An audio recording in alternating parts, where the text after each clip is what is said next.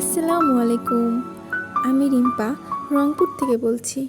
রিম্পা ইসলাম blog চ্যানেলে আপনাদের সবাইকে স্বাগত জানাচ্ছি। কাছে ও দূরে যে যেখান থেকে আমার ভিডিওটি দেখছেন, আশা করছি সবাই অনেক ভালো আছেন এবং সুস্থ আছেন। আলহামদুলিল্লাহ, আমরাও অনেক ভালো আছি। নতুন আরেকটি ব্লগ নিয়ে আপনাদের সামনে হাজির হয়ে গেলাম। আশা করছি আপনাদের সবার অনেক ভালো লাগবে। আজ আমি আপনাদের সাথে মজাদার একটি রেসিপি শেয়ার করব।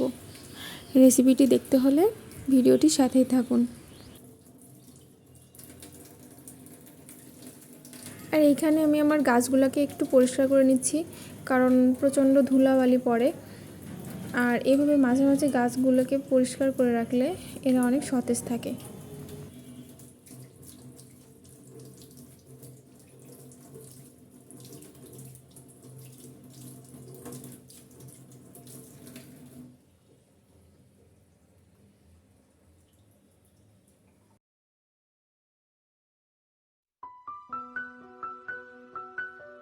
আর এখানে আমি কিছু কাপড় চোপড় ভিজিয়ে নিচ্ছি, রান্না শেষ করে ধুয়ে নিব।